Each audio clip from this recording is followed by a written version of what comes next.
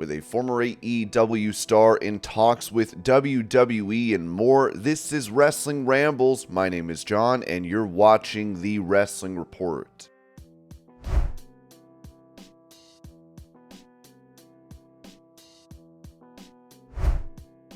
Talking about the previous finishing move of Kevin Owens, the pop-up powerbomb, Seth Rollins noted how painful it is, telling the Out of Character podcast, "I'm trying to think of anyone that's just brutal. One of the worst ones, and I'm really happy that he adopted a new finishing move, is Kevin Owens' pop-up powerbomb. There is nothing you can do. There's too much velocity. You're up too high. You come down too fast. I don't care if you've got a neck of steel, even if you're Otis and you don't have a neck. You were going to bunk your head on that sucker. There are no ifs, ands, or buts about it. Just you're gone. Your neck can't handle it. That one's not very fun."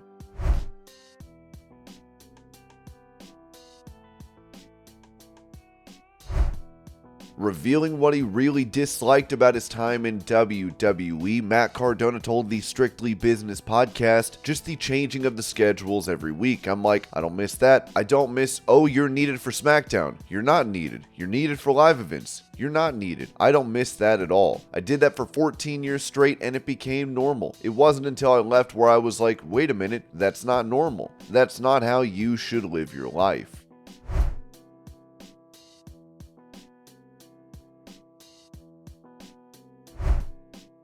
During an interview with the British Broadcasting Corporation, Adam Cole talked about AEW's upcoming event in London, All In, where he said, "At the end of the day, I know that WWE has their vision and their ideas of what they want to promote and the goals that they have, but I certainly think it puts in everyone who's involved in our wrestling bubble, it certainly puts in your mind, okay, we can run a massively successful show over in the UK. That's exciting if, by happenstance, AEW running Wembley and it being incredibly exciting and hopefully very successful. If that opens up the avenue for more people to go over and perform in the UK, I feel like that's good news for everybody involved."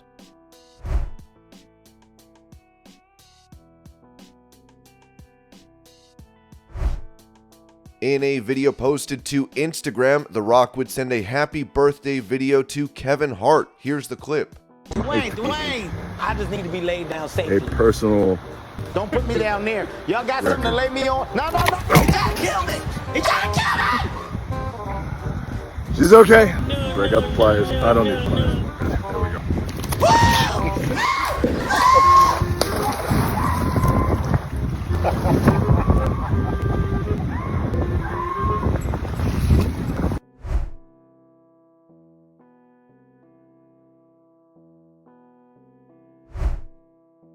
Asked about dream opponents for her in pro wrestling, Britt Baker told My Love Letter to Wrestling, "I have so many. I'm so bad at this question because I have so many. As far as tugging on my heartstrings, one of my best friends in the whole world is Deonna Purrazzo, and she is like this, crossing a forbidden door. That is definitely someone I would kill to have a match with, not let alone at Wembley Stadium. And then let's go the other forbidden door the other way. I always say I would love to have a match with Charlotte Flair. I think she's one of the best that's ever done it, and people, no matter what you say about her, she's always proving people wrong, and I think it's very admirable. Her attitude, her poise is everything about her."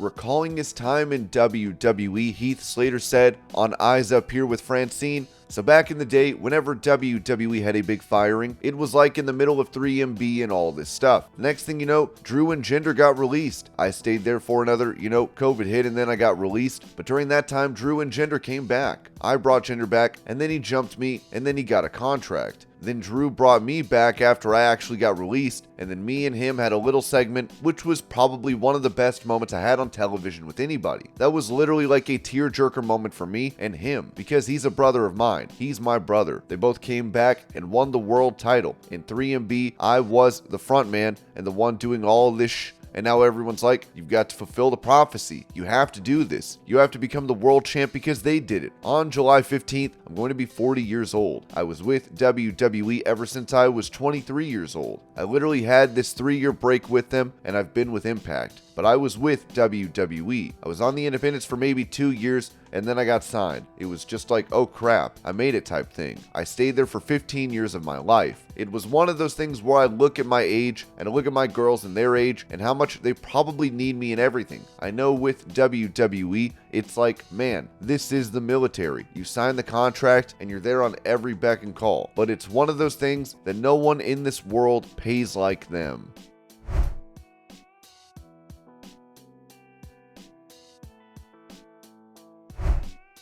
Speaking about the leak of AEW's banned moves list, it was noted that Bryan Danielson faking a seizure caused it to be included here, as Dave Meltzer said on Wrestling Observer Radio. I actually have heard from a lot of guys. I asked a lot of guys, but it's like, the story's absolutely true. You know, I mean, everything that you read and everything like that. I mean, there's a list and all this, but like, it's really, like, aside from the fact Bryan Danielson did the convulsing thing once, and nobody really thought was a good idea. So it will never be done again. Whether they had a rule against it or not, it still wasn't going to be done again. Also, the spitting thing, I saw the big spit spot that I forget whether it was Jay or Juice, but I remember it was all over Dax Harwood's body on Saturday night. It's really nothing like the rules of the band stuff have been in play. They haven't been written down, but those are all rules that have already been in place since like the beginning, since the first time Chris Nowinski and Tony Khan talked, and Chris Nowinski talked to everybody. It's like those things that you see as banned, they've always been. It's not like this is something new.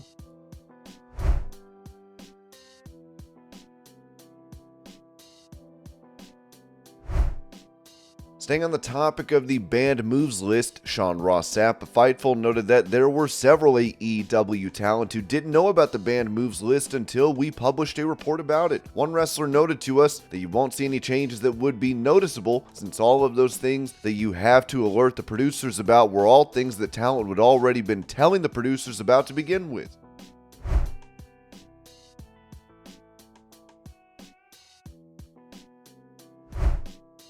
After revealing the other day that she would be donating her kidney, WWE backstage correspondent Megan Morant took to Twitter yesterday to post pictures of herself in the hospital as she wrote, "Sorry about the traffic, Boston."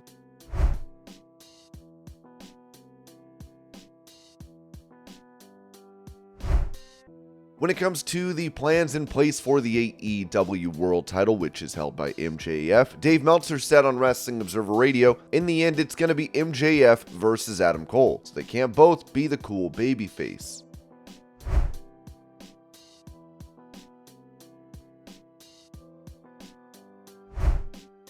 Mentioning the main event of SummerSlam, the Wrestling Observer newsletter wrote that right now, the main event is Roman Reigns versus Jey Uso for the Universal title, which was strongly teased this past week and could be announced as soon as July 14th. Ringside News added that the rest of the matches are yet to be officially confirmed, including several contests that have been previously reported. Those matches include Cody Rhodes versus Brock Lesnar, Raquel Rodriguez versus WWE Women's World Champion Rhea Ripley, Charlotte Flair versus Bianca Belair versus WWE Women's Champion Asuka, Drew McIntyre versus Intercontinental Champion Gunther, Trish Stratus versus Becky Lynch, Ronda Rousey versus Shayna Baszler, and Logan Paul versus Ricochet.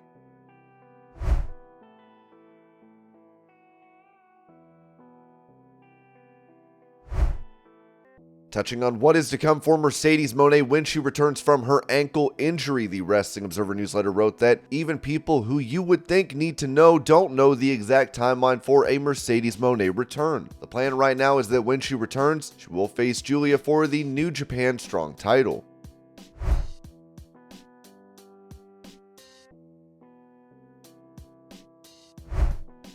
Speaking of Mercedes Mone, this was said about other possible plans for her in pro wrestling, as it was reported that Mercedes Mone, aka the former Sasha Banks, is expected to be in attendance at tomorrow's Slammiversary pay-per-view in Windsor, Ontario. PWInsider.com has confirmed. The belief among those we've spoken with is that Mone is coming to the event in support of Trinity and would not likely be appearing on camera. Mone and WWE's Tamina were in attendance when Trinity debuted for the promotion, while Trinity and Bayley traveled to New Japan Pro Wrestling's Wrestle Kingdom in Tokyo to be there for Mone when she made her first appearance for the company.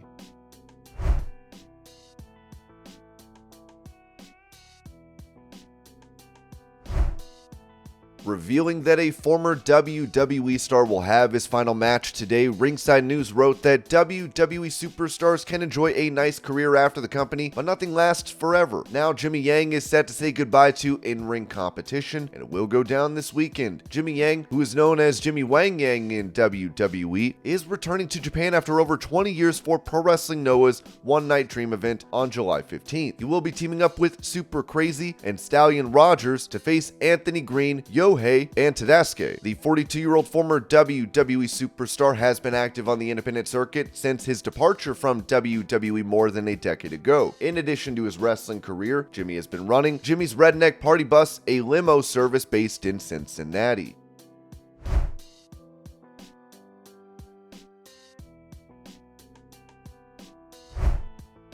As Brian Pillman Jr.'s AEW contract expired recently, Ringside News would write that, according to the Wrestling Observer newsletter, Dave Meltzer noted that Brian Pillman Jr. was training at the Performance Center on Thursday. That said, it was not noted whether he will be joining Vince McMahon's company. Sean Ross Sampa Fightful would add that, when we asked WWE sources, they confirmed that as of now, Pillman had not been signed, but was working out at the facility. We're told that what he's doing resembles a bit of a get-to-know-you meeting, and that WWE had immediate interest when he became available. We're told that things regarding a lot of the people they bring in are being kept close to the vest, but that Pillman was in plain sight of many others at the Performance Center. And this was your Pro Wrestling News Update. I hope you're all having a great day. Thank you so much for watching, and I'll see y'all later.